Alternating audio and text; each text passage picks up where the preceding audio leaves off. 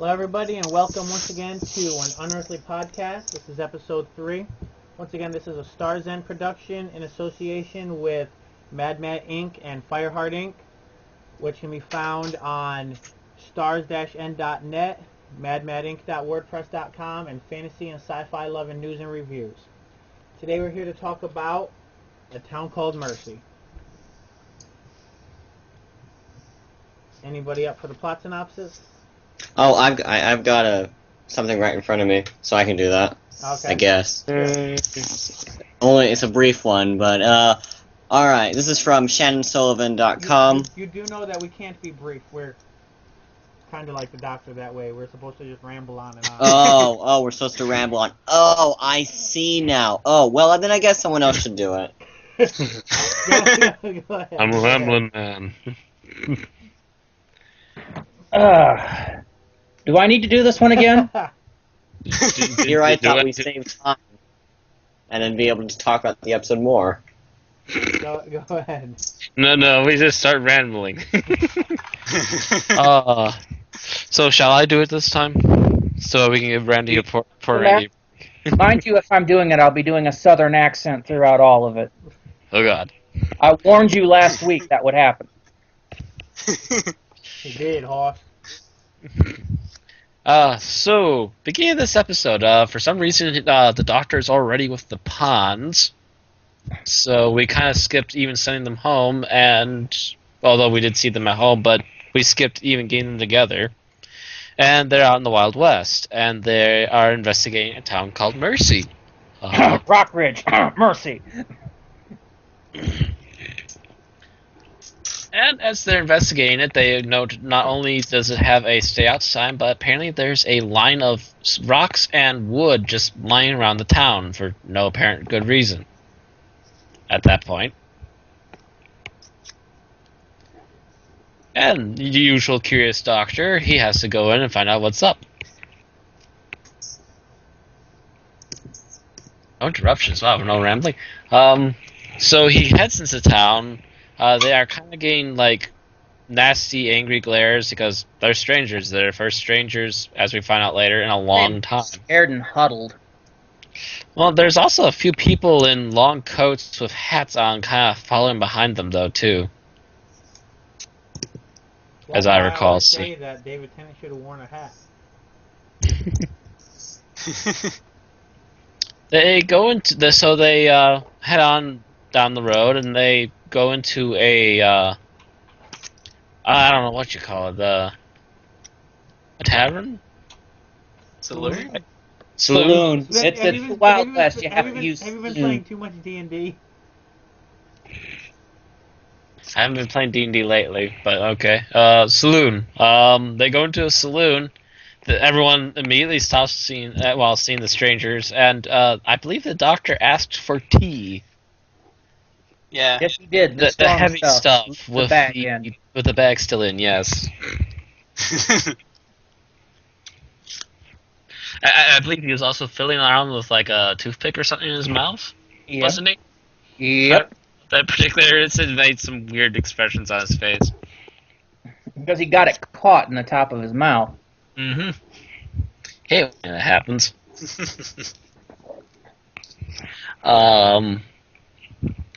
That's why I stopped doing it as a child. So, the Pond finding out that he's called the Doctor, the people go, well, are you an alien? He's like, yeah. And in a heartbeat, Starts off with a little, oh, well, to me, you're the aliens, because that's not going to annoy them at all. Yeah, you all are the aliens, but I guess, yeah, you'd call me an alien. And in like a heartbeat, they all have him above their heads, and they capture the Ponds and are heading back out to the border and toss the Doctor out. And as the Doctor is brushing himself off and standing back up, all of a sudden you see off in the distance the gunslinger is slowly teleporting in closer and closer. Is he teleporting or walking in with a failing cloaking unit? To me, it looked more like teleporting. To be honest, he skipped like massive amounts of distance. I don't think it's It's very actually short. explained in either case. Yeah, it was either a teleport or some kind of image logo. It seemed like teleport to me because he covered a lot of distance faster than he usually does. He's a Yeah. cyborg. He can move fast. So, Anyway, not very basically clear he about- was Jason Voorhees walking. First time we ever got to see that. So yeah, before the gunslinger can come up on the doctor, the sheriff pretty much spooks all the other townsfolk, marshal. gets them back across the line. To which It was a marshal. The badge said marshal. was Marshall. Okay. Played by Ben Browder. For those of you that don't know, Ben Browder was the main character from Farscape and was the leader of SG-1 in the last 2 seasons of the show. Mm-hmm. The more you know. Apparently, Ben Browder has a list of basically every sci-fi franchise he wants to act in before he retires. And I think he only has 2 left now, and he's not going to be able to get in one of them. And what was one of them? Well, the two remaining on his list are Star Trek and Babylon 5. Yeah. Unless something major suddenly happens, yeah. He's not going to have much left for the sailed. last one, but I think he's going to try to get cast in the next Star Trek movie, if he Wouldn't be hasn't already. surprised. Would not be surprised. Be awesome to see him in one, but anyway. The marshal saves lets the doctor across the line again just in time, and actually I recall at that point the cyborg teleports away because suddenly he just stops Vanishes, and teleports disappears. away, whatever. Yeah, he just stops and disappears.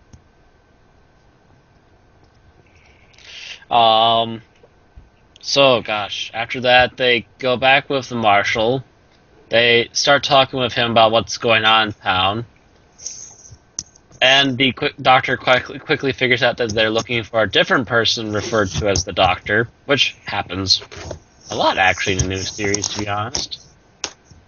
Yeah, that was kind of the whole thing with the previous episode. He wanted a doctor and ended up trapping the Doctor. Funny how that works. Well, there's been other things with doctors in previous seasons, but yeah. Mm. I remember the doctor from,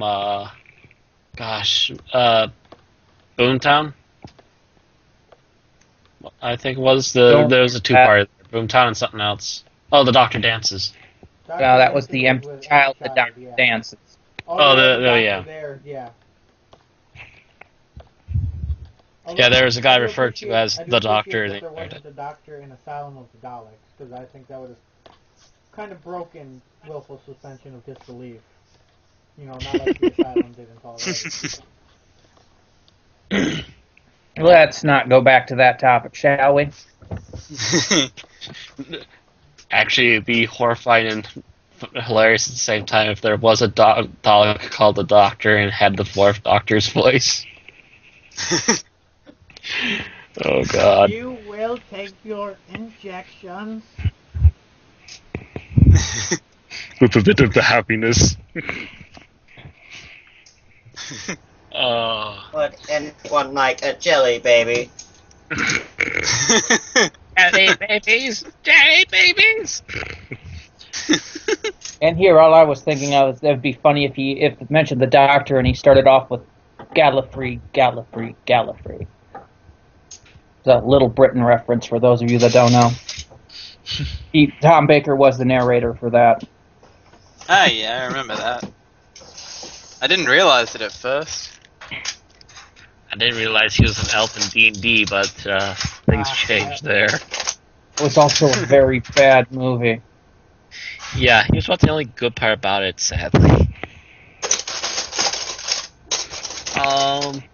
So Doctor Who? So yeah, back to A Town Called Mercy. No, not Doctor Who, the other Doctor. The Doctor or the Doctor? The alien Doctor. Figuring out very quickly that there is another person called the Doctor, and that the Marshal seems to be hiding something The other guy that was referred to as the Doctor also pops out in a jail cell. With a very Star Trek-esque makeup job, by the way. Yeah. Mm-hmm. I noticed that it was something that would have been worthy of like DS9 or Voyager. His entire alien appearance consisted of one black mark off the left side of his face. Because, apparently Doctor Who has no other ways to create aliens. I guess they spent all their CGI budget on dinosaurs. Pretty much. Dinosaurs Dinosaurs and the Asylum.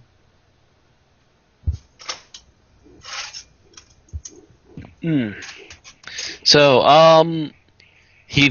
this other person referred to as the Doctor, very quickly opens up to the fact that yes, he is an alien. Yes, he came from another world. His ship crashed. He uses the ship's power as a generator for the town, which is why they have lights ahead of time. And he also cured a disease that should have wiped out the town, apparently. Cholera. Cholera, yes. He actually cured cholera, and he's like, "Oh, we figured out about that a long time ago."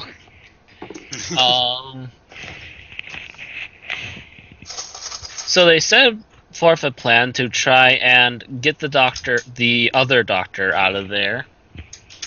And by doing this, they give the marshal the other doctor's outfit and have him run around with. God, I'm spacing on names.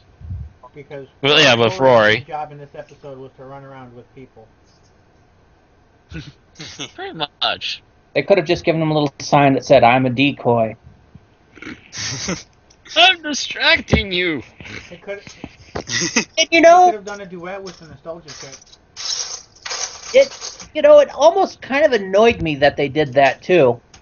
I mean, it's like, yeah, I'm going to go to this rescue everyone, but meanwhile, Rory, why don't you go out with this guy and put yourself in mortal danger for me, please?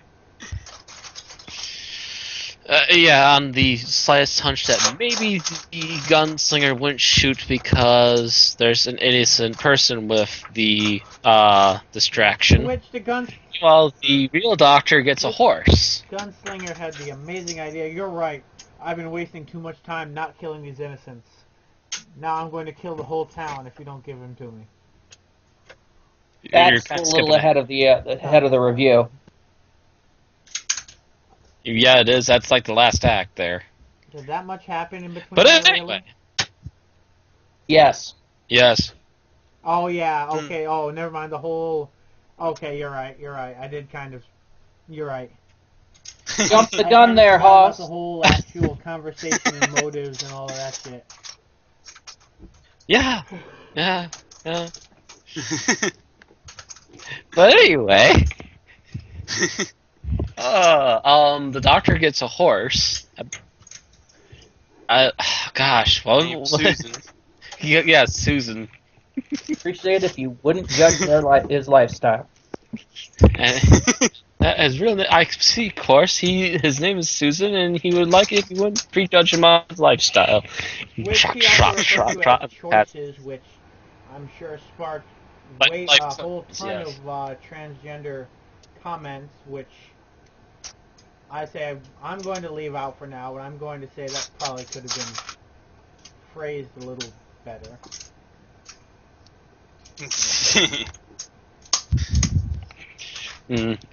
But I just found it amusing just mentioning it, and then the poor man who gave him the horse, who happens to be a pastor by the look of him, just kind of blinks and shakes his head.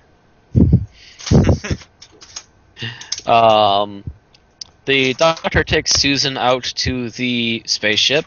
He manages to break in just as the gunslinger has Rory and the marshal pinned, and was about to start opening fire. His plan was to go to the TARDIS.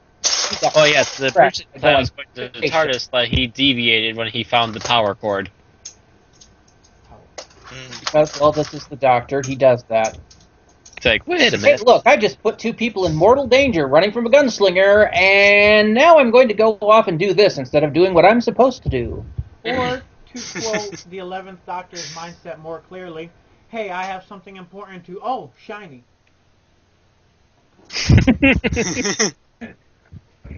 Really, Well, I think well, Shiny did get the Gunslinger's attention, and Gunslinger did go over to the spaceship and went, "What are you doing?" But not before the Doctor broke into the spaceship and managed to access the other Doctor's personal Does anybody remember files. the guy's name? Because we just keep referring to him as the other Doctor, and it's going to... I cannot remember his name because it's full of alien monosyllabic and gibberish. starts with a T. Collar Jex. Oh, maybe not a T. That's the name of the. No, that's the Yeah, I thought it gunslinger's started name. with a T.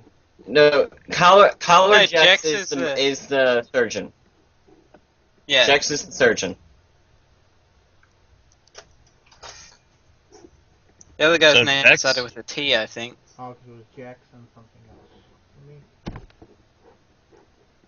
else. The only two names I'm seeing here are Collar Jex, which is the surgeon, and then there's Collar Moss. Maybe that's the gunslinger. Probably. Let me double check on another site. But continue on, will you? Well, the gunslinger does aim the gun at the Doctor for a few moments, and the Doctor kind of ducks in and out a couple times in a panic. He apparently does get a few words in with the gunslinger because the gunslinger realizes, obviously, this isn't the Doctor he's looking for. You don't need to see his identity. Had him for 2 seasons. Oh. So, I just double-checked. You are right. It is Collar Jex. I stand corrected. So Jex is the alien Doctor? Yes. Yes. The other Doctor? Yes. Okay, so Jex. I don't remember that. We can just keep referring to the other guy as the gunslinger, as they use his name all of twice in the entire episode. Yeah. Yeah. Rest of the time, he's just Unfortunately, a gunslinger. Not quite roll into Shane.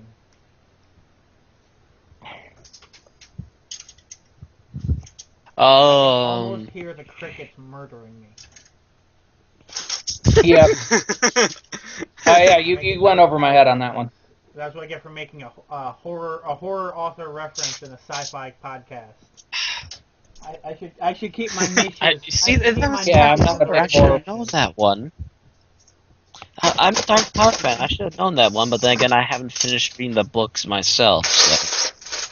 Anyway, back before I derailed the What's over there? dying train. Yeah, where were we? But yeah, anyway, Doctor talks to the gunslinger. Gunslinger kind of is like, so you found out about what Jex is all about. And by the way, the next person to step outside the ring here, I shoot. Just letting you know. The Doctor heads back into town. They confront Jex that the Doctor knows everything he was doing and that he's responsible for the creation of the gunslinger, and that the gunslinger was a weapon for war.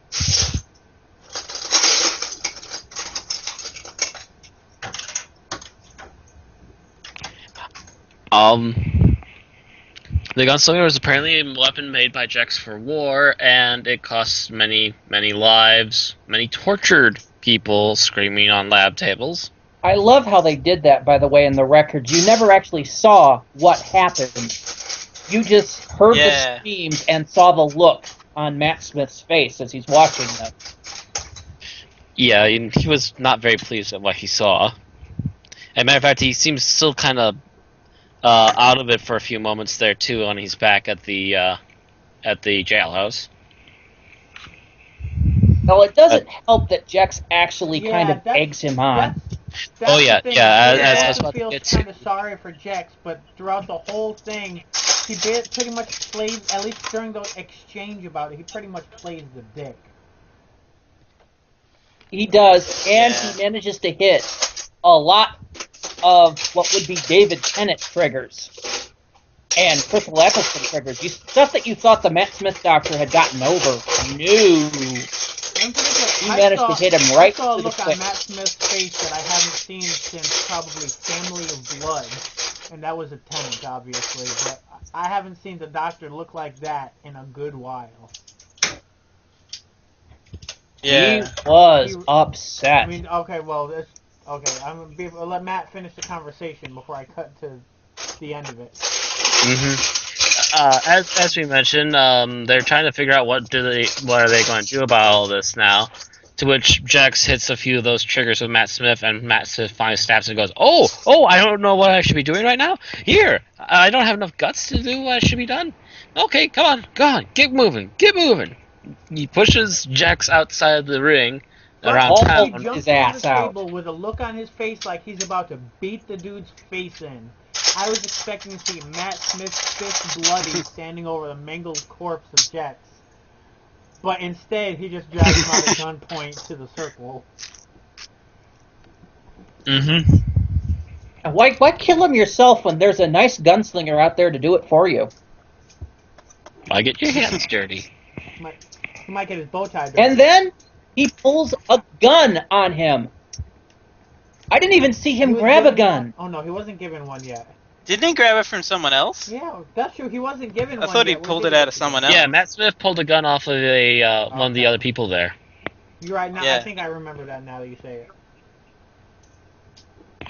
Mm-hmm. I think I just missed it. He turns around like he's about to walk away, suddenly pulls a gun off of somebody and turns right back around. Yeah. First time he's held a gun since the end of time. Yeah, that's been a while. That's been 2 years. Yeah. Didn't he have a gun in Time of Angels? That That was a flare gun, wasn't it? Oh, Yeah. okay. Going Yeah, back in that's what I time thought. specifically to pick up a guy who carries a big gun for no other reason count as carrying a gun? No, it doesn't. No. He is Like, not hey, having you're- it in his hand you're a pointed gun, at another come living with me. being.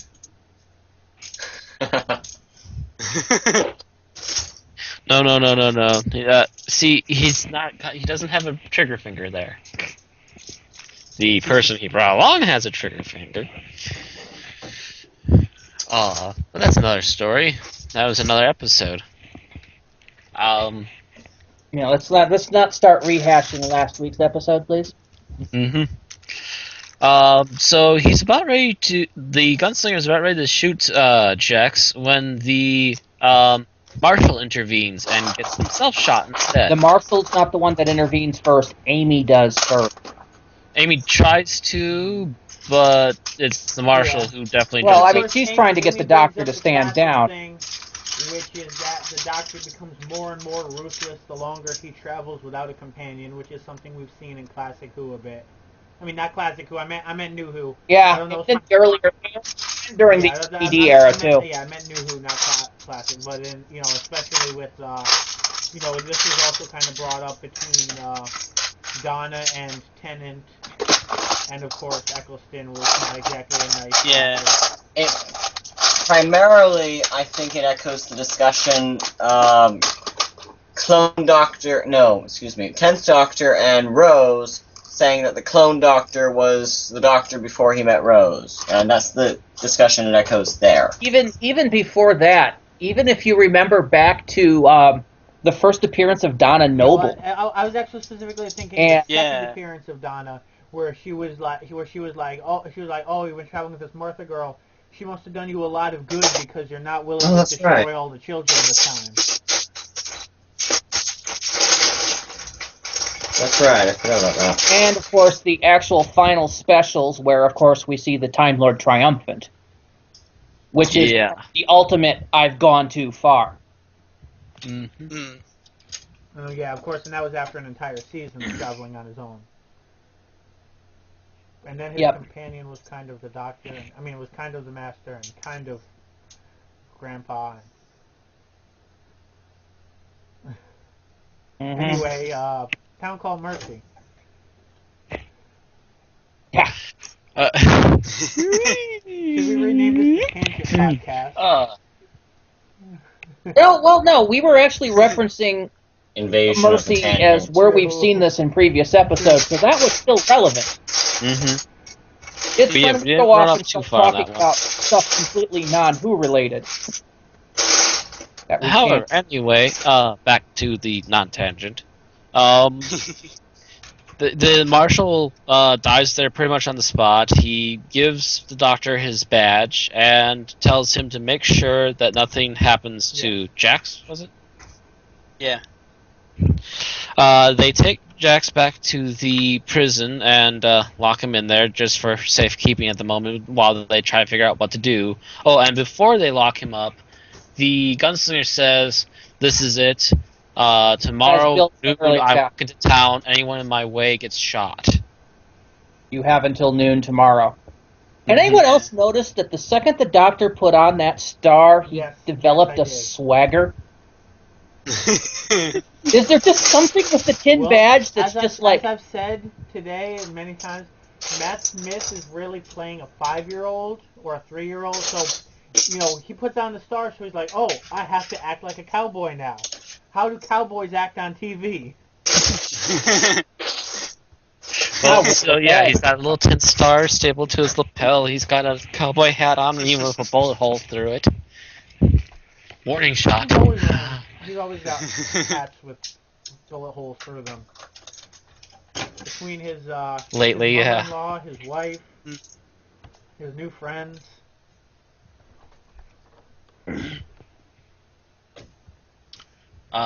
So they take him back to the prison. They think about it overnight. Meanwhile, overnight, the villagers try to get together and kind of go, "Hey, doctor, if you just walk over down the road that way a little ways, we'll take care of this ourselves." And he's like, "No, I'm not letting you do this. We're going to do this where everyone gets a chance." Call it like it is, Matt. That was a lynch mob. Well, yes. Yeah, that's what he says, doesn't he? He's like, And he was even goes more on, into the like, swagger by yeah. that point, too. He ambled out of that sheriff's office. Had his hat low. I believe he managed to talk an 18-year-old kid out of trying to shoot at him. yeah, I believe it was 18-year-old. Which 18-year-old. was Yeah. actually kind of almost moment 19. still. What was that, Randy? Yeah, It was still kind of an epic moment, but especially compared to the way the doctors tried to talk other people. Well, especially 11, because that's most recent. But the way he's tried to talk other people out of being violent toward him, this way was actually, teaching a message and, seeing the whole doctor thing. He was kind of over his rage from earlier, versus the usual. It's you shoot me and you're in for hell.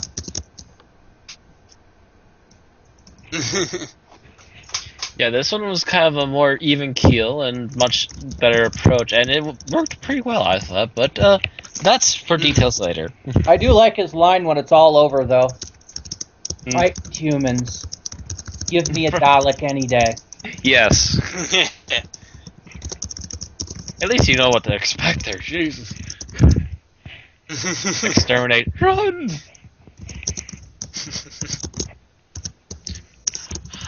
So then the next morning comes, and we don't get to much deliberation about what the plan is, but they apparently cook up a nice little plan during the intervening day. About to start off at like 2 minutes to noon. Yeah, pretty And much the they start doctor out off the next there day in the about 2 middle of the minutes to square. noon. You Like see ready the for a showdown? gunslinger. You see the gunslinger approaching. You get people that are apparently huddled in the church for hiding And from the I gunslinger. like this also as a doctor moment. I really thought he was going to pull the gun for the duel, and I was going to groan. And he pulled the screwdriver. Oh yeah, Yeah. just about to get there. So yes, the doctor does meet the gunslinger out on the main stretch of road there, and he does look like he's about ready to reach for a weapon. As he finally pulls out a sonic screwdriver, makes the cyborg gunslinger kind of push around in pain moments, and then he quickly ducks for cover. As he's ducking for cover, you get to see numerous people suddenly running around town, and you see the cyborg constantly picking up a facial tattoo. Yeah, they've all marked the Star Trek tattoo on their faces with Which paint. apparently was sophisticated enough And he to keeps picking it up. fool the gunslinger's sensors. Well, hey, it's smart enough to know all it is Star Trek paint.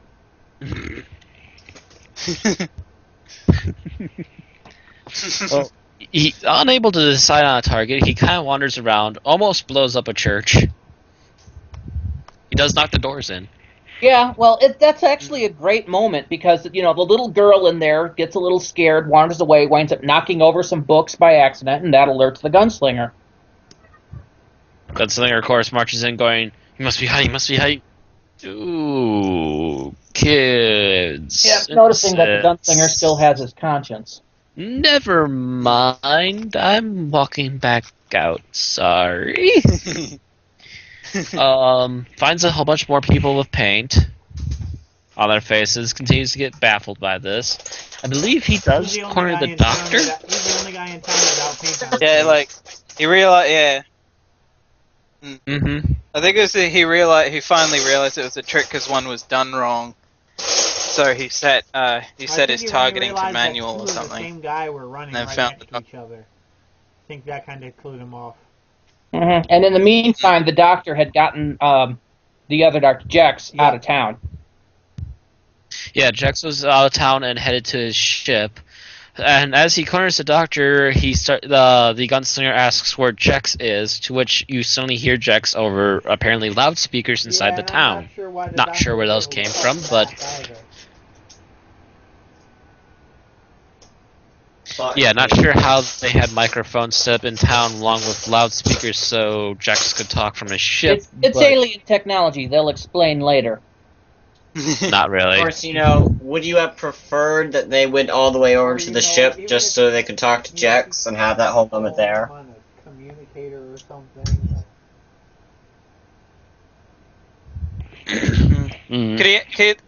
Could Jex actually hear the doctor? Because I thought it was just that the doctor could hear it, and he was just yelling at him. No, there was a two-way conversation that happened there. Yeah, there was a obvious two-way conversation going on. And even at times, I think there's a bit of a three-way conversation going too. Yeah, because the cyborg was in on the conversation too, the gunslinger. Mm-hmm. Three-way. Oh my. Because the Jex asked the gunslinger what part of their home planet he was from, and he mentions, and the guy He's goes, like, "Yeah, I've seen that place too. It's a beautiful place, isn't it? Wouldn't you like to be able to go back there?" Yeah, there's a whole kind of emotional moment there. Yeah, so for the first time in the entire story, we actually feel for Jex for a few minutes, as he also mentions his own religious beliefs, where apparently all the people you have wronged must take their spirits with you up a mountain, apparently. So, to some sort of degree like that. And he's like, well, maybe, just maybe, some of the people I thought I've wronged might actually help me. You never know. And he then sets up the spaceship to self-destruct with him inside of it. You do see a little bit of the explosion, and the power apparently does go out in town, so they no longer have power again.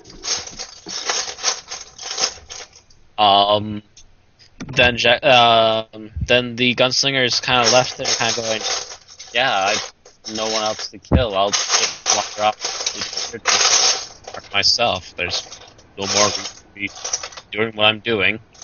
To which the doctor mentions, "Well, you're made as a product to fight a war. How about you stick around and protect peace?" To which the gunslinger looks at him and ponders. Then at the very end, we cut to a narration, the female narration, which we got at the beginning of the episode as well. Apparently, this is the granddaughter of the little girl we saw in the church giving this narration. And she's like, well, we're not sure what all grandmother meant by having a sort of protector without having a marshal, but they seem to be quite happy with what they had set up there at Mercy. And you see the little girl walk outside town. She walks out towards a cliffside area, and you see her look up, and you see the gunslinger standing there near the cliffside with the marshal badge on his chest. The end.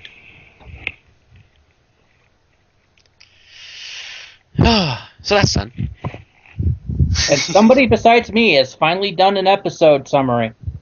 Yay! Hooray! Oh, wait. So where did we begin with this one? Well, I thought, to me, it felt like this was kind of like this is the new series' real first attempt at kind of doing a Genesis of the Daleks sort of deal. Where, Genesis of the Daleks, the whole thing hinges on, do I have the right, and, all that. This is really the first time we see, since Father's Day, that we've seen this amount of time spent on the moral of... This is the first time we've seen the kind of question moralizing about, war crimes and such brought up since the Time War. Mm-hmm. And it's obvious that Jex hit a massive nerve with the Doctor The only thing on I some of wish his is comparisons that to at the some fact point that they were... The Doctor realized, oh shit, I'm a war criminal too, and I've done the same shit. Like, Well, I think he did. I think he did, but he never actually said. Yeah, but it was all in. There was there was a key moment when. Oh, I can't remember. It's the first scene where he comes back and he confronts Jex about being a war criminal. There's a key scene where the camera focuses on his reaction to what Jex is saying. I see what you're doing. You chose to be here as as your penance to do good things, but you can't. No. No, it was before that. It was when Jex is talking about being a war criminal and hero. That whole scene. Talking. I know what you're saying. Yeah. Right. We're supposed to infer that he's thinking about the Time War. You wouldn't really get it unless you've been watching since 2005. I don't think, because they definitely don't explain in the episode what the hell this has to do with the Doctor.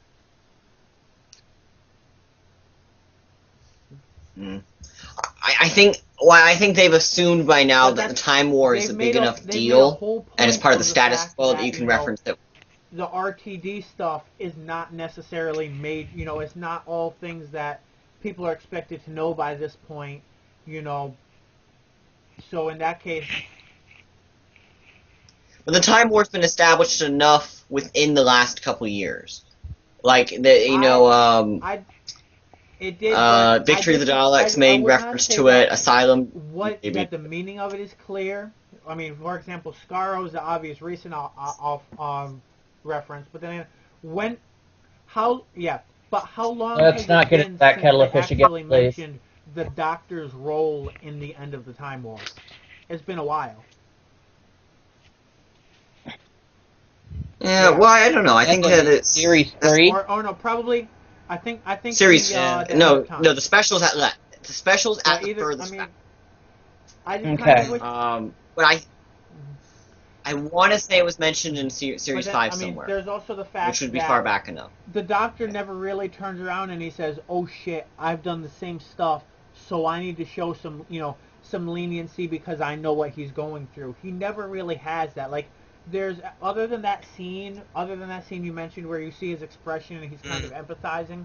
Other than that, you never realize, "Oh shit, I've done stuff I destroyed my own race. I should show some leniency because I know the kind of turmoil he's going through." Because that. I just think that if they had actually his said entire it, just had kind of turned made it omnicidal by then. The fact of of him accusing the Doctor of not being able to make the hard decision. Meanwhile, people who've been watching the show for 3 or more years know that the Doctor made a hard decision and destroyed his race as a result, and that's where his reactions are coming from. Yeah, isn't that the line that he snapped on? He was like, "Thank the god, yes, thank the gods." Yeah. Yeah, it was like, thank the gods, the fate of my people wasn't in your hands, or something like that. And if you think about it, the Doctor did what he did to prevent doing an even worse war crime. I mean, the Time Lords were planning on ending time. Until he regenerated again. He basically, all he basically knew was that the Daleks were about to overrun existence. No, I think he knew about it. You could go either way on it, but I think he knew about it, and that's why he chose to use the moment. Time Lords, at least I'm getting rid of the Daleks, and the Daleks are a big enough threat to warrant that.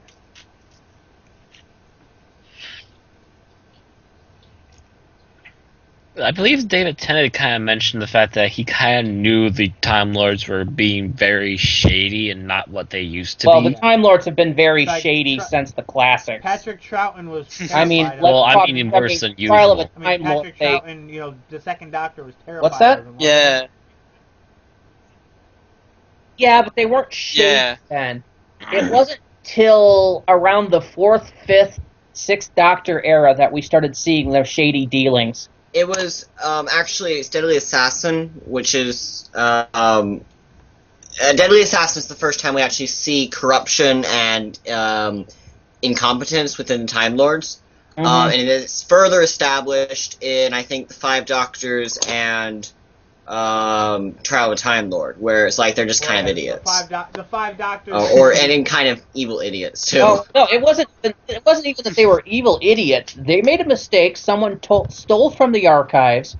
They moved the planet Earth in a future time to a completely different part of the universe and renamed it. I think it was like Ravelox or something. Yeah. To cover up their mistake. But it's primarily the Holmes conception of the Time Lords that puts them at this kind of evil corruption kind of deal. Yeah, that they were being, that they had been doing shady stuff by then, but I thought he knew that they were planning on instituting the final sanction. I think so. I think that was the whole... Because he mentions it directly to the Master, and as justification for what he did, and he wasn't surprised by it. But so really, if you look at it that way, he committed an atrocity to prevent an even worse atrocity. I mean, he should still, the Time Lord factor into the conversation with Jex. I think, even if he doesn't have to spell everything out, but it should have. And at the same time, though, why does he feel the need to explain himself to Jex? Is the other possibility, too. I believe it should have come up, but it might have come up better as a sidebar to his companions. He decided, all right, like a scene. I'm not going to sacrifice Jex after all, and then we're going to maybe talk for a minute. Yeah, have Amy ask him why he got so pissed off. And then he kind of explains it. He got pissed off because Jex was judging him. If anything, I just liked that whole thing. It was interesting seeing Matt Smith playing the Doctor as just being it's been interesting seeing unrationally pissed off. Yes. I've actually seen that before, but it was more of the I'm about to die depressed David Tennant, which we saw kind of at the end of season 6. The director who directed this episode and the last one, these were his first 2 Doctor Who works ever. Oh, wow. I would say. I think this one fared better than the last one. I actually Doctor Who. They both come off as as a little less experienced work than another. But I would definitely say so far, of the 4 episodes we've gotten so far, Mercy is my favorite so far of the season. I mean, I would agree. I have nitpicks, I like this episode. I would say I have the least nitpicks and probably the most good moments. Yes, I would agree with that. I have a couple of issues, but other than that, I'm pretty cool on it. I liked this episode. It fares a lot better than the last time they tried to do the Doctor in the Old West. Yeah. So was that 1966? Yes. The Gunfighters?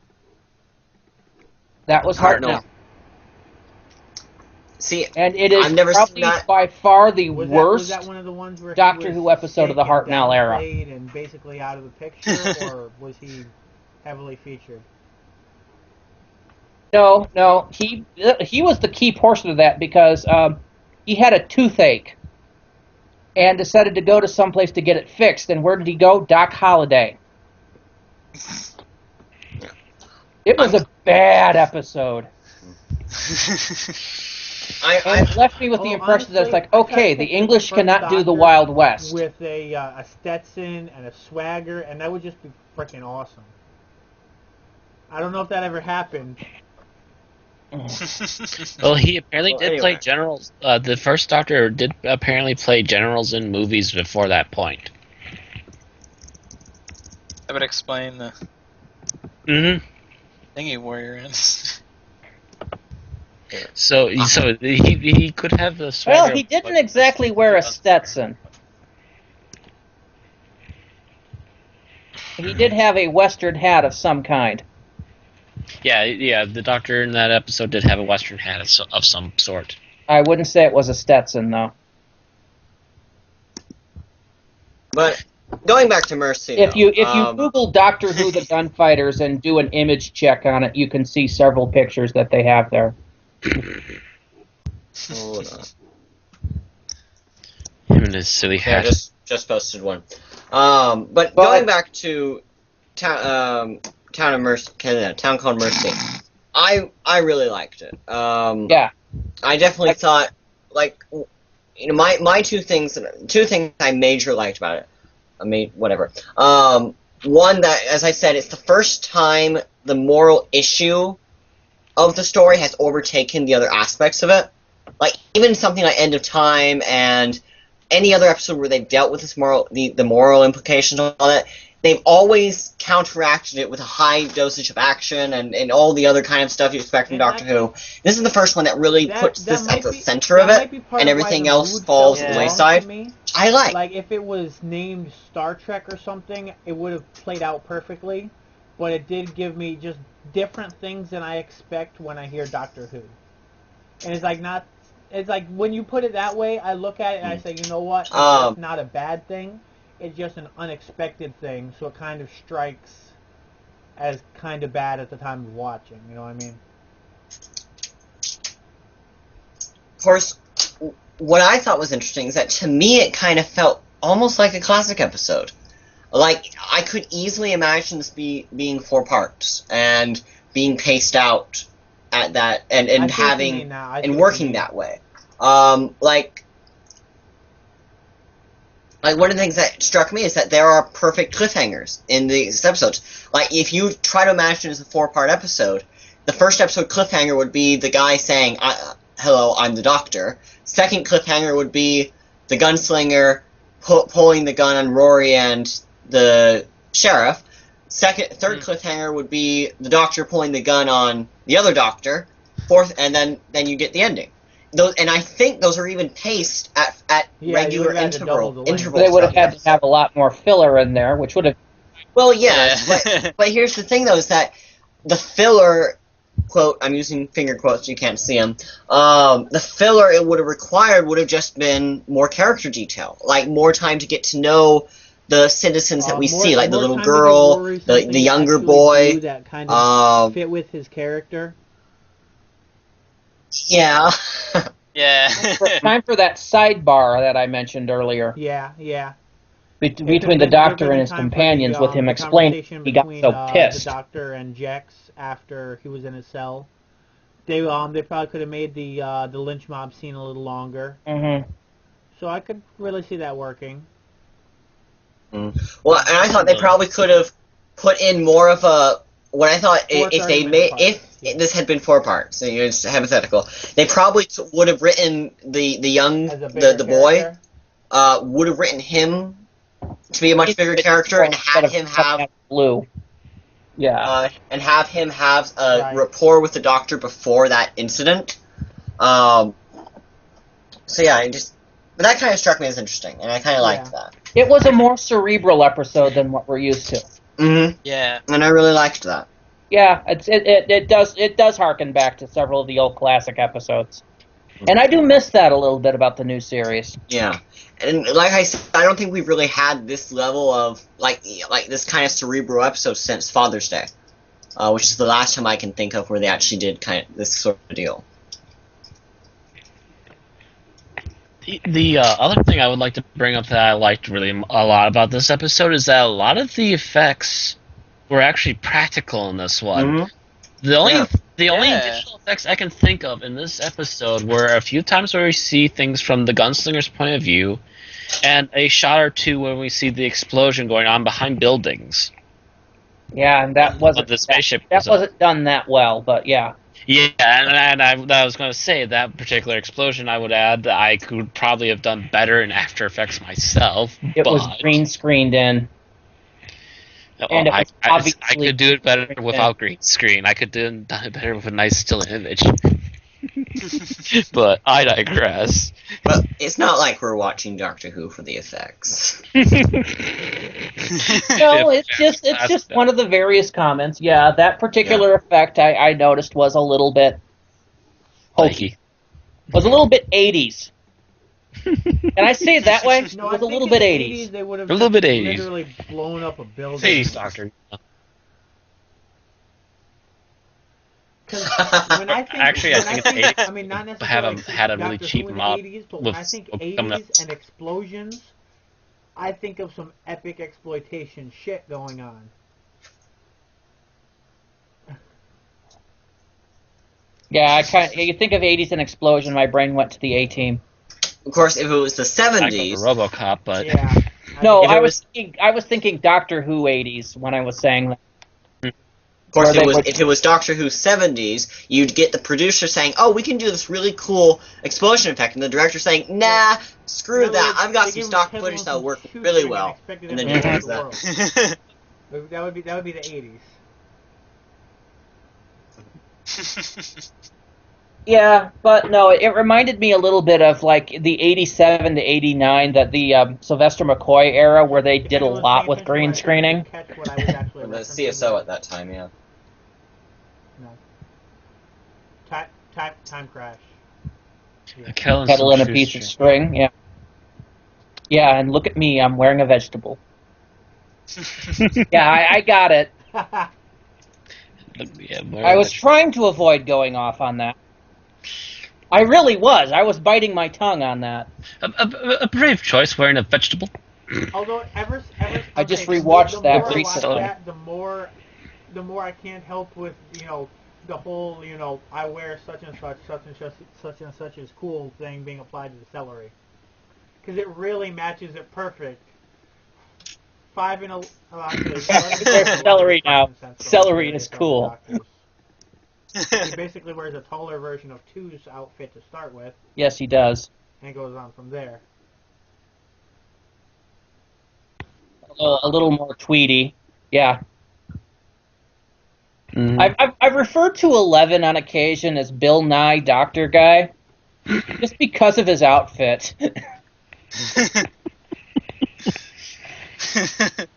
It does look a bit Bill Nye, you have to admit that.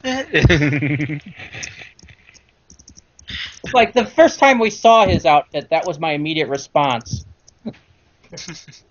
We're trading Tenet for Bill Nye? What? Sounds interesting. But no, you watch Time Crash, and you notice that there's almost a certain point in there that it stops being the 10th Doctor talking to the 5th Doctor. And I just looked and through talking to Peter Davidson, yes. The entire show listing of New Who, and I would say you're undoubtedly right about this being the episode most like this since at the latest Father's Day. Mm-hmm. Yeah. Probably yeah, there hasn't been. It's been mostly go, go, go, go, go, go. Not necessarily that close. No, it's not. But yeah, I just like the fact that most of this, and with the one or two exception, the one bad exception and the other fairly competent exceptions, that most of this episode was done with practical effects. That said, that just strikes me as both odd and awesome at the same time. Alien that was more than some paint. But then again, it would have messed with the script, so therefore. At the same time, though, that's not the side. Yeah, it would. It would have been very easier for the gunslinger to identify who wasn't. Yeah. If it was anything more.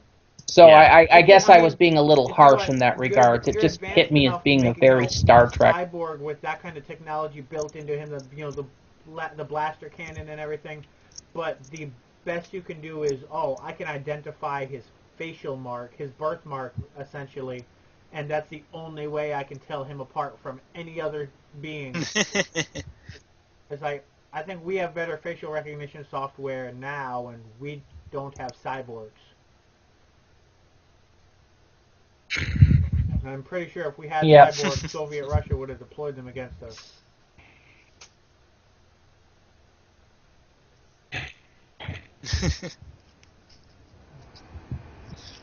And that's when we unleash RoboCop and Skynet. Sorry, I was trying to pull a Yakov Smirnov joke out of that, but I couldn't.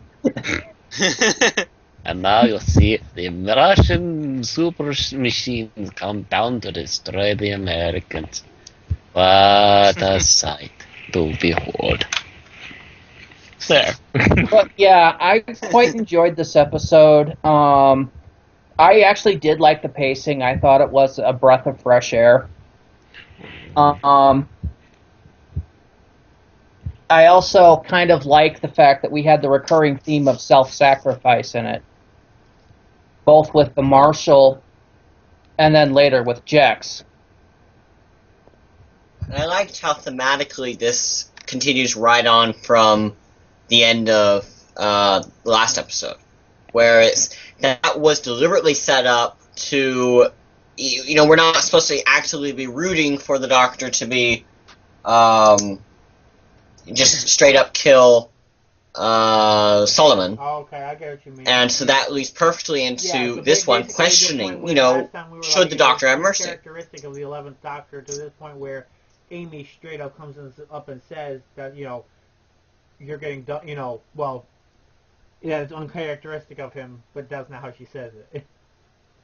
Yeah, I knew that I couldn't say it. You've been taking stupid lessons. Good as Karen Gillan, so I didn't even try. Yeah. And then she shoots off a gun by accident. 3 times. Anybody who's not American here, please put down your weapon.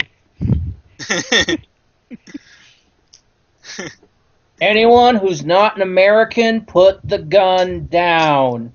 Ah, yes. Sorry, I had to go into the accent and do it.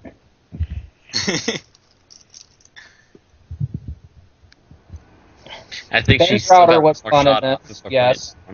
I'm actually trying to think if there's any cons I actually have about this episode. I mean, I've only kind of watched it like 1.5 times, but I really can't find anything that I think was really bad about this. Nothing bad, other than that one bad effect with the explosion behind the buildings. That's my only nitpick. It's like... That's what's surprising. It's like the first 20 minutes. 20 minutes. I could have made a better effect in After Effects myself on my home computer. I don't have anything other than nitpicks. Negative-wise or entire episode comments? I was kind of... As far as negatives or as far as entire comments of the What's rest of that? the episode? Okay. As far as negatives on it, yeah, I don't have anything other than the nitpicks I've put out during the commentary in this. I thought it would have been nice to do something a little more elaborate with the alien if they could have found a way of doing that without affecting the script.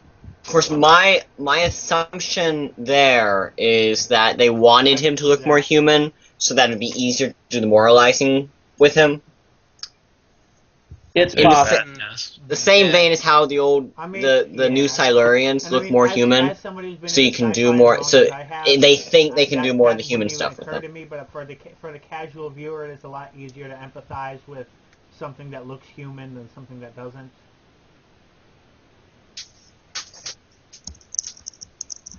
It's hard, I wish they could have gotten that off a little better. Like I said, he was. That's the problem. Yeah. He's basically being a complete and total jackass about it. To, oh well, at least I did something. You know, you're just a pussy. To back to regretting it again later on. To right. He kind of waffled there for a little while.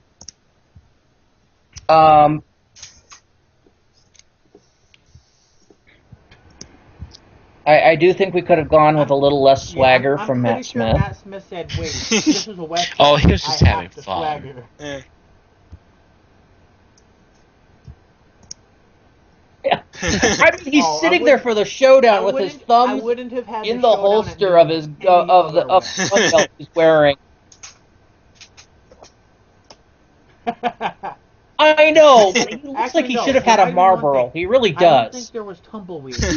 Well, I think that's intentional. Then again, usually tumbleweed only features in cartoons. No, there was no tumbleweed. There was well, no. I think I've seen CGI tumbleweed. I don't think I've actually seen live action, like in real life or in practical effects. I've actually seen tumbleweed. Effects. I don't think I've ever seen yes, tumbleweed in a movie in real life. CGI or animated.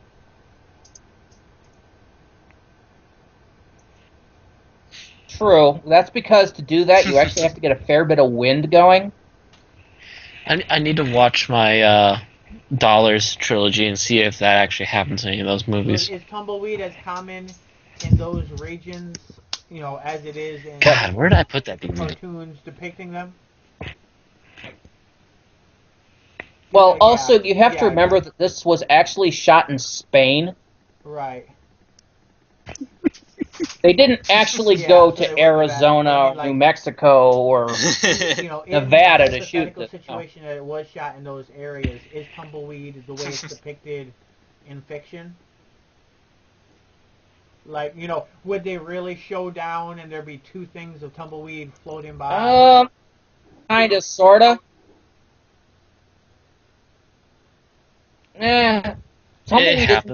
Tumbleweed isn't as symmetrical as it is in cartoons. True. So and it more kind of flops along instead of just kind of, you know, really rolls. Accompany the effect properly, unless it was CGI.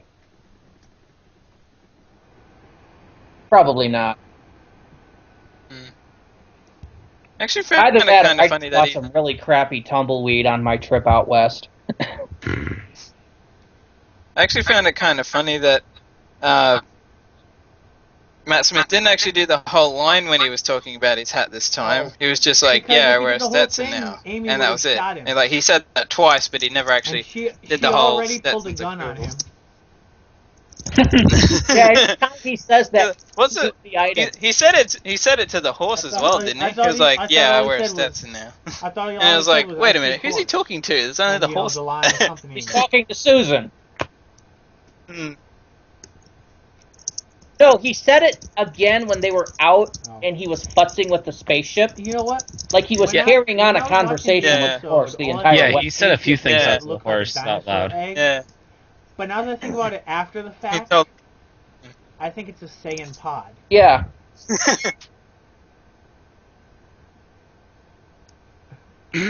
No, it looked more like an egg. I was thinking Mork from Mork. Anybody else have any favorite moments from Pretty much.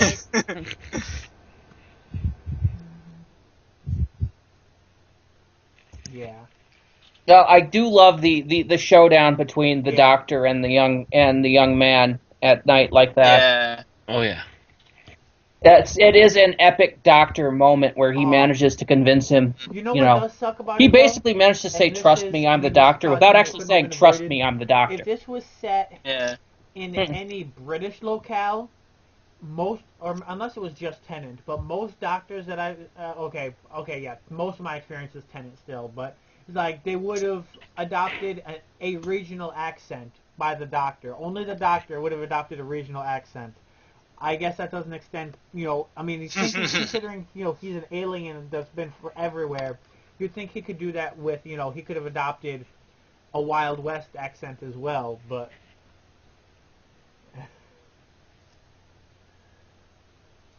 Well, I think they were deliberately trying not to in this episode. Traditionally... Not like he fit in? What? No, no, well, traditionally when they do that accent, they kind of go overboard with it. They always have either... Yeah. I do remember, there was... No, don't do that. Don't do that.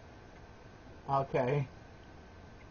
Not that. I'm not talking about that. Yes, you're right. I'm talking about having English actors do an American accent.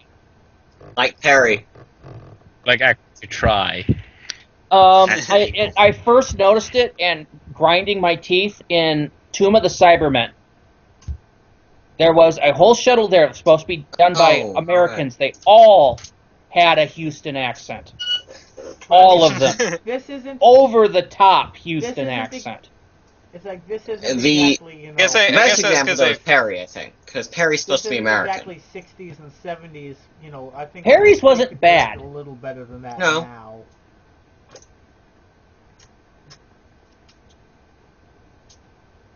Well, I have noticed that when you put British or American accents on the other, like British accents on American actors or American accents on British actors, the results aren't always that great because they're accent always a work bit takes muddled, time. usually. Yeah, because dialects are hard, and most of the time you don't have enough time to properly learn a dialect.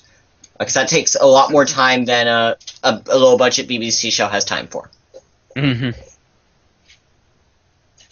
I mean, I can do a variety of accents from various locations. It's a family trait.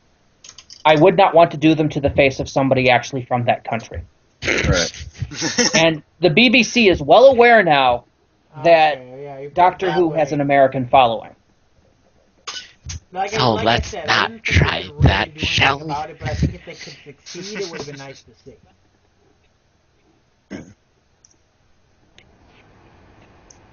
Now, mind you, I have heard David Tennant do an American accent, and it was fairly decent. He did it for an audiobook. I think that was only a Tennant trait. Yeah, it's like, then again, Tennant was forced to use I don't an think accent he's that an wasn't his natural accentamorph, accent for really. the entire show.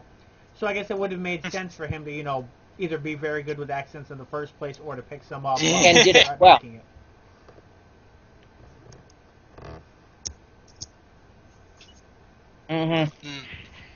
Now, yeah, if this had been done during the Tendon era, it's possible they might have said, give it a shot. Then again, if RTD if we don't like it, we'll retake it. Rory would have tried to imitate it, and he would have said, no, don't do that.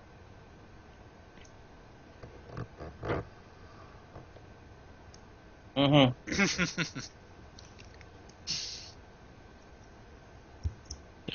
don't do that. Don't ever do that again. This being the 11th Doctor, Matt Smith, it would have been nice if he just started in with an over the top John Wayne drawl, and everyone just looked at him and he just stopped.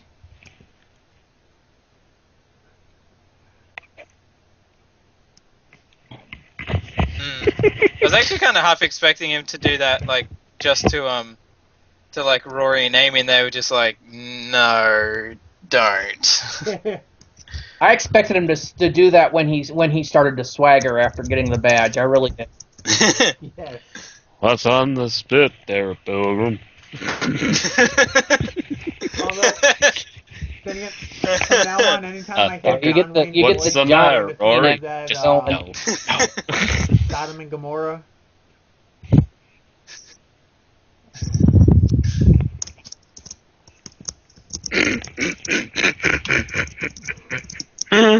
Oh God. I saw that episode of Cinema Snob, yes. Oh, that was painful. So, do we have anything else on this episode? I'm sorry, I'm too busy having flashbacks to the sound of John Wayne's voice coming out of a chimp.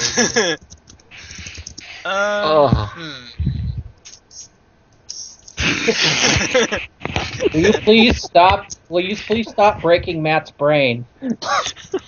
I know it's easy to do. I like doing it myself, but.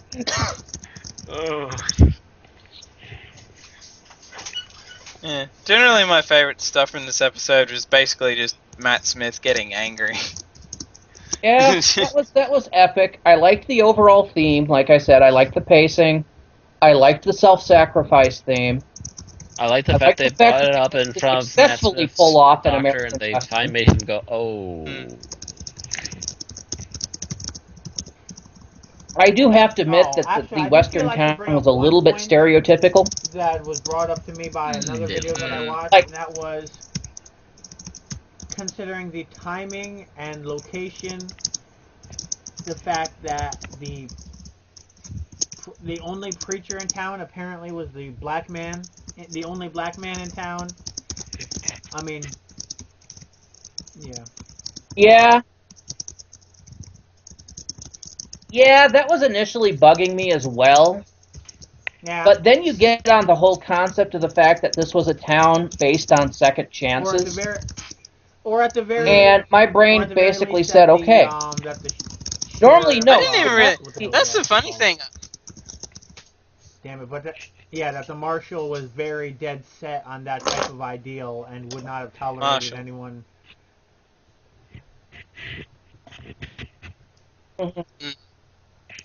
Yeah, normally you would not see that thing so close to the Civil War, which they mentioned as being just a couple years behind them. Which war? Which war? The Spanish-American War? You know, and I mean, not Spanish, the Mexican-American War, I was thinking, But I just wasn't sure which The Civil War, the war, but yeah.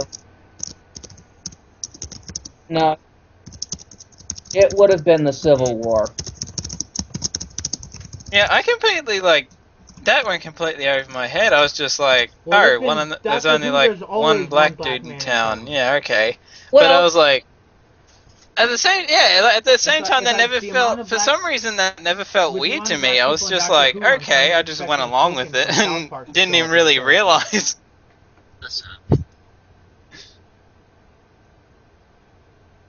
Well, you got to remember that the racial tensions that we have in America have been long since over in England. They're relatively surprised we've managed to hold on to it as long as we have. It's not to say that there aren't any, it's just they've kind of gone past where we are while we've been standing still for 20 years.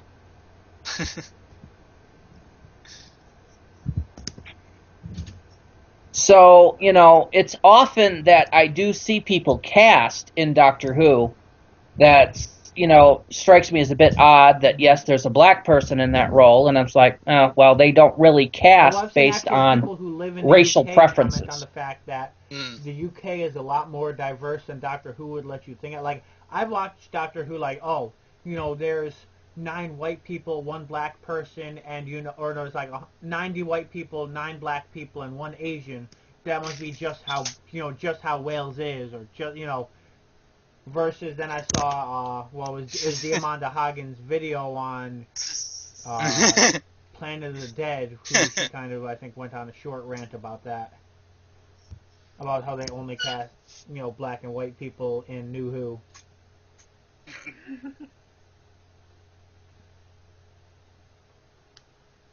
Mainly Tosh is the only exception. They largely have. There's been a few exceptions.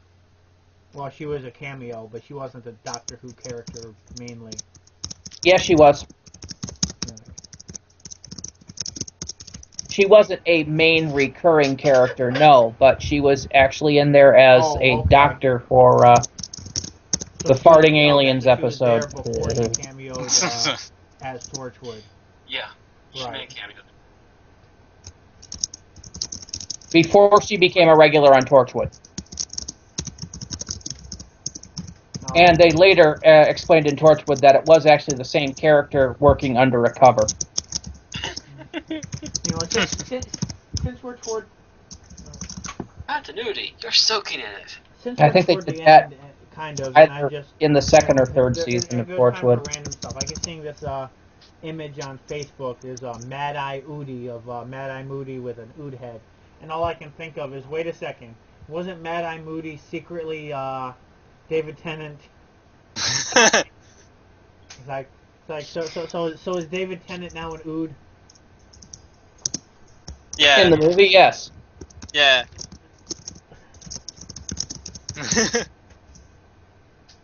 Well, he always was a bit ood.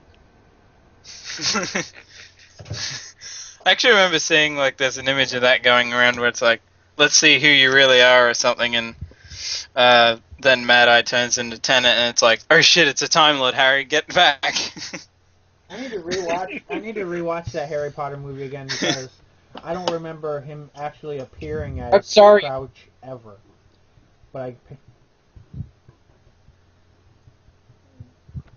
I don't even In remember that the happening the movie, but Prisoner of then Azkaban? again, No, the movie Goblet of version Fire. always Yes, he been a bit did. Fuzzy on me. I And- don't think Yeah. I've watched any of them except for Philosopher's Stone more than once.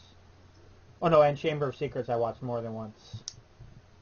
The books are pretty clear wait, on, but the talking about movies are a watching bit the movie fuzzy. or reading the book? Especially any after, Chamber of Secrets I watched a few times. Philosopher's Stone, my mother and sister used to keep on repeat in the living room. So I watched that a ton of times. Yeah. Yeah, I remember watching his performance as Crouch in Goblet of Fire and just going, holy shit. What I found even funnier is if you go back, it's the guy that plays Barty Crouch Senior is the guy that was the guy who brought in the Cybermen in the alternate universe, in the alternate Earth, Lumic? the sort of parallel Earth. Yeah. So it's like, so now I look back at that scene where it's like, Harry's like, "Hello, father," and he's like, "You're no son of mine." I always sort of go, and you will be upgraded or something like that. You'll be upgraded or you'll be deleted. Ed, just since we're tangenting on that and mentioned that particular episode, was one of the few episodes of Doctor Who that gave me nightmares for a while. Was the whole Cybermen processing while they were playing in the jungle. I remember that bugging you for a while. What's that? I remember that bugging you for a while. Well, mind you, I love that song. I've loved that song for years. And so having it applied to that just kind of... It actually made my brain downshift. I could not hear that song for about 2 years afterwards. I just Stop rewatched shuddering. those episodes recently, and I still find it weird that they used that song. But I think that was the whole point. It was to use this sort of really counter contrast. to use some really sort of peaceful song to drown out the screams. Yeah, it just hit me wrong.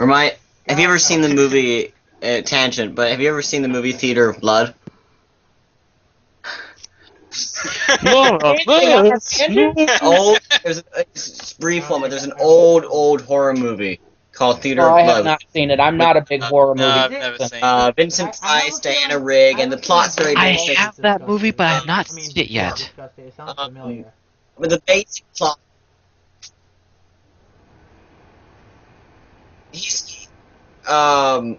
Maybe, I'm not sure. But it's just that Vincent Price plays this actor who commits revenge on these different critics by enacting murders from Shakespeare plays. One of the murders, he decapitates someone, and the music behind it is this really, really pretty waltz, and he's just very calmly decapitating this person while this music's playing, and it's hilarious. Anyway, that's what it reminds me That of. makes me think of Reservoir Dogs. That bit where it's like torturing that guy that's like stuck in the middle with you or whatever. Well, no. And there's like now it's certain just horror. Clockwork Orange. I had never heard. Oh god, I haven't even seen that movie. I had I've seen never like heard bits and Singing in pieces, the but Rain yeah. You're heard it! So that's the only thing I've ever associated it with. Like, no, I shouldn't say that. Oh, God! I think I've heard the song brought up randomly, but I had never heard it used like as a major feature of something until I watched The Clockwork Orange.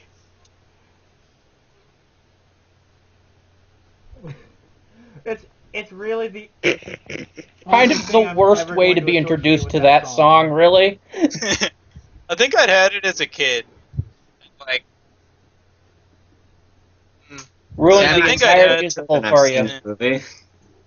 I think I heard it as a kid, and then again as a kid, I heard it when like they did a Sesame Street cover of it or something. Yeah. Now imagine watching that in A Clockwork Orange during a rape scene. Yeah. Yes. Now, anytime I hear that song, I'm just going to picture Daniel. Granted, I actually had an idea for a story where a horror character would start singing that.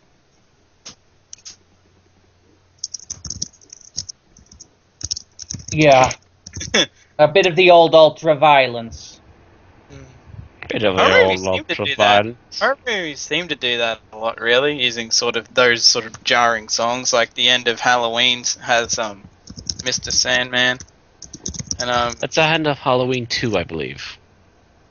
Yeah, it was just the fact that the episode of Doctor Who used a song that I was so fond of. I think I would love that. But is what made it hurt. Songs that I'm fond of are pretty much usually just like just pretty violent and fucked up anyway.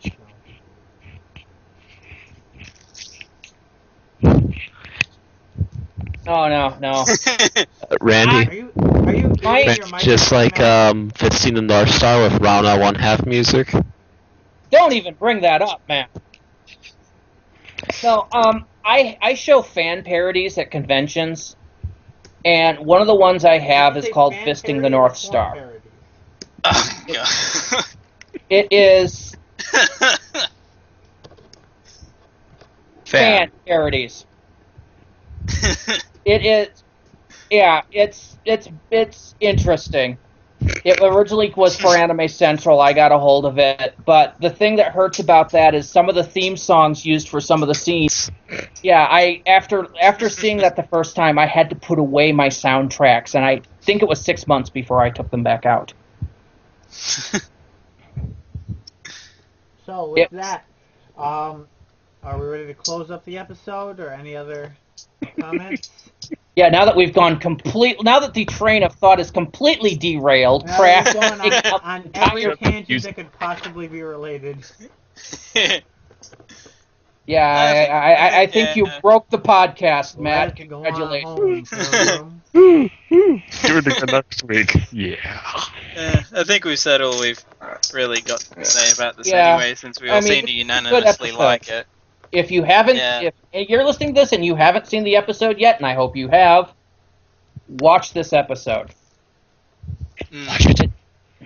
It might be the highlight of this season. It is thus far. Yeah. Easily. Neil Gaiman's doing an episode, right? Yes, he is. What's that? Cool. Okay, yeah, that's right. We do have a Neil Gaiman episode coming out. By the way, his was the highlight of that. That's going to be this season? That's going to be sometime after the break between here and 2013. His would have been the highlight of last season if it had aired the season before, where it would have made sense. I still liked the episode. I liked the episode as an episode, but as watching it in sequence with the rest of the season, it didn't work with the season. It would have worked perfectly with the season before. Which episode I still liked the episode. The Doctor's Wife. But mind you, I didn't like most of last season. Yeah, but then again, you don't like River Song anyway, so... Oh, see, I liked all the standalone episodes. I didn't like any of the plot episodes, so... Well, that's the thing, I don't think... Except for Wedding of River Song, I actually liked that one. I'm saving my River Song rant for when she actually shows up. Which Not a fan of the character, but I liked the last episode with her. Well, actually, no, I think she was in the trailer for episode 5, right? Yeah, Angels Take Manhattan, I think. Yeah. Episode 5 is which one? Angels.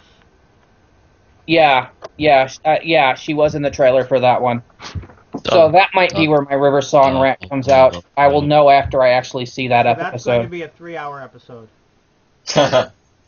Whoa. Yeah, it might be. All right, guys. Until next week, this has been an Unearthly Podcast.